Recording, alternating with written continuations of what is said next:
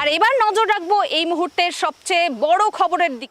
কসবা কাণ্ডে ধৃতের সংখ্যা বেড়ে 4, গণধর্ষণ কাণ্ডে গ্রেপ্তার এবার নিরাপত্তা রক্ষী। কসবা কাণ্ডে ধৃতের সংখ্যা বেড়ে 4, কসবা গণধর্ষণ কাণ্ডে গ্রেপ্তার করা হলো নিরাপত্তা রক্ষীকে। গ্রেপ্তার নিরাপত্তা রক্ষীকে পুলিশি জেরা। নিরাপত্তা রক্ষীর কাছে সাহায্য চেয়েও সাহায্য পাননি বলে অভিযোগ নির্যাতিতার। জানা যাচ্ছে ঘটনার সময় ইউনিয়ন রুমের বাইরে পাহারায় ছিল অভিযুক্ত 2 আইনের পড়ুয়া। এ বিষয়ে আমরা বিস্তারিত জানবো। এই মুহূর্তে আমার সঙ্গে টেলিফোন লাইনে রয়েছেন আমাদের প্রতিনিধি সুপর্ণা। সুপর্ণা, কসবা কাণ্ডে এবার গ্রেপ্তার করা হলো নিরাপত্তা রক্ষীকে, কি জানা যাচ্ছে? একেবারে কুরামি, দেখো তোমাকে জানিয়ে রাখবো যে এই যে গণধর্ষণ কাণ্ড, এই গণধর্ষণ কাণ্ডে এবার গ্রেপ্তার করা হয়েছে নিরাপত্তারক্ষী। ওই সময়কার ঘটনার সময় যে ডিউটিতে ছিল সেই নিরাপত্তারক্ষী পিনাকি বন্দ্যোপাধ্যায়কে গ্রেপ্তার করা হয়েছে। অর্থাৎ এর আগে 3 জনকে গ্রেপ্তার করা হয়েছিল, এবার গ্রেপ্তার করা হলো নিরাপত্তারক্ষীকে। অর্থাৎ ধৃতের সংখ্যা মোট 4 জন বেড়ে হয়েছে। যেমনটা জানা যাচ্ছে যে তোমাকে যে সিসিটিভি ফুটেজ আমরা দেখিয়েছি, সেই যে সিসিটিভি দেখিয়েছি সেই সিসিটিভি পর্যবেক্ষণ করেই পুলিশের পক্ষ থেকে যেমনটা দাবি করা হচ্ছে যে ওই সিসিটিভির ফুটেজ যখন খতিয়ে দেখা হয় তখন দেখা হয় যেই রুমে ঘটনা ঘটে, যেই রুমে যে বিভৎস ঘটনা ঘটে সেই রুমের বাইরে পাহারায় ছিল আইনের 2 পড়ুয়া এবং তার বাইরে ওই নিরাপত্তারক্ষী যাকে গ্রেপ্তার করা হয়েছে তার অ্যাক্টিভিটিস লক্ষ্য করা গিয়েছে, কিন্তু এমন কোনো অ্যাক্টিভিটিস দেখা যায়নি যে তিনি কাউকে ডাকছেন, চিৎকার করছেন বা কারোর থেকে সাহায্য চাইছেন, এমন কোনো অ্যাক্টিভিটিস কিন্তু লক্ষ্য করা যায়নি। তবে যেমনটা পুলিশ সূত্রে জানা যাচ্ছে যে যখন ওই পড়ুয়াকে, ওই নির্যাতিতাকে যখন ইউনিয়ন রুমের মধ্যে নিয়ে যাওয়া হয় তখন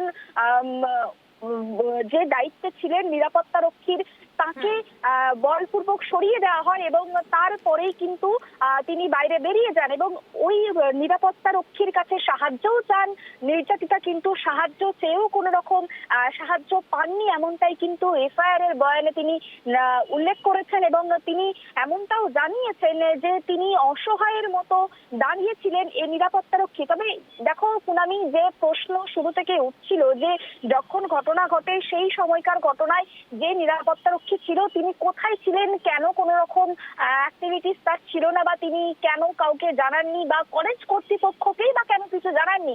যদি অভিযুক্তরা বল প্রয়োগ করে থাকেন সেক্ষেত্রেও তিনি কেন জানাননি কলেজ কর্তৃপক্ষকে যে এই ধরনের ঘটনা কলেজের মধ্যে ঘটছে, সেই বিষয় নিয়েও কিন্তু একটা প্রশ্ন চিহ্ন হচ্ছে। তবে এই গোটা বিষয়টা কিন্তু যত সময় যাচ্ছে তত কিন্তু আরো স্পষ্ট হচ্ছে, পরিষ্কার হচ্ছে, কারণ এই কলেজ ক্যাম্পাসের মধ্যে 3টে সিসিটিভি ক্যামেরা রয়েছে এবং যেখানে ঘটনাস্থল সেই ঘটনার সামনের যে মূল সিসিটিভি ক্যামেরা অত্যন্ত গুরুত্বপূর্ণ ক্যামেরা, সেই সিসিটিভি ক্যামেরা থেকেই কিন্তু গোটা বিষয়টি খতিয়ে দেখে পুলিশ এবং সেখানেই কিন্তু পরিষ্কার ভাবে দেখা যায় যে নিরাপত্তারক্ষী তিনি বাইরের মধ্যে ঘোরাফেরা করছেন, কিন্তু তিনি কাউকে ডাকছেন না বা কাউকে বলছেন না যে ভেতরের মধ্যে ঠিক কি ঘটনা ঘটছে।